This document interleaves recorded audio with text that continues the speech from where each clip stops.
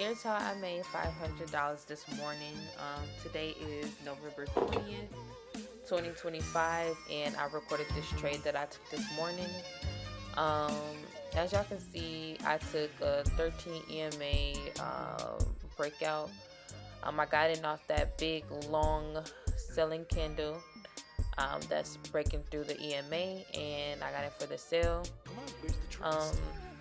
I'm gonna just start doing this vlogging thing or whatever. Just want to start documenting my journey with trading. I'm not here to be like teaching anybody, coaching anybody, or make people follow me or whatever. I'm just simply recording my journey. Oh, price almost reached my TP. Y'all, when I recorded this, I was like, bro, are you kidding me? Are you kidding me? It was like literally 1 centimeter away from touching TP, but whatever. We sticking to our analysis. We sticking to the trade, hold positions, and just keeping it pushing. But anyways, yeah, I just want to start documenting my trading journey. Just, you know, I can look back on myself, just for the future version of myself. Now, I'm gonna just explain what I just did. I did move my TP right there, but y'all, I'm keeping my same TP. I was only moving it just so I can see if I trail down my my stop loss, how far I'm willing to take it. So I was trying to see if I was going to take it that far, but it wouldn't allow me to put my TP and stop loss, you know, where I wanted it. So I just manually closed out when price actually hit my original TP, which y'all see. But yeah, I've been forward testing 13 EMA breakouts, and I really like trading the breakouts. I usually trade supply and demand, but now I have added 13 EMA breakout to my strategy.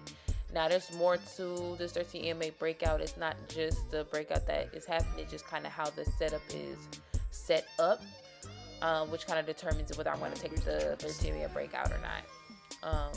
And I liked how this was setting up and printing, so I decided to take it, and we're just gonna let price, you know, we're gonna let price do what it do. So y'all gonna see how I held my positions, I stuck through.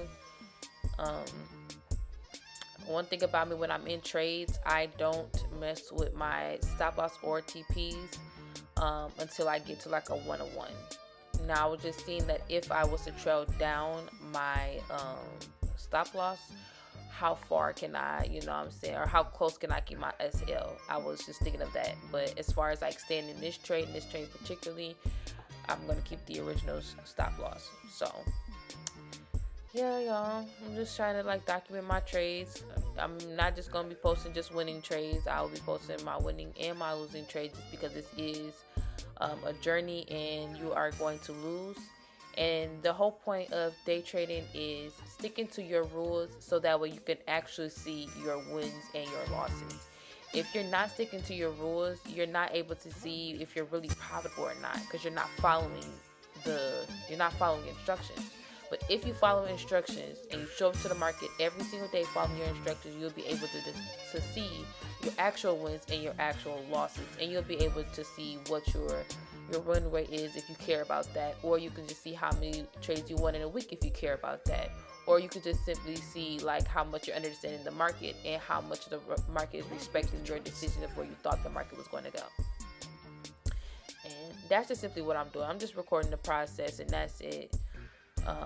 But y'all finna see me. I'm getting ready to manually close out of my position. I really was trying to take a partial, but I didn't know how to do it, so I thought if I hit the X twice that it'll take me out of 2 contracts, but what it did, it took me out the whole trade, which I was cool. It's fine, whatever.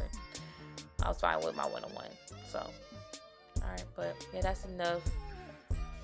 Or maybe I should probably talk about, you know, my journey of trading. I may do a video on that, but I don't know. Just like, comment, subscribe, and just watch the journey. And price in my TP. We out.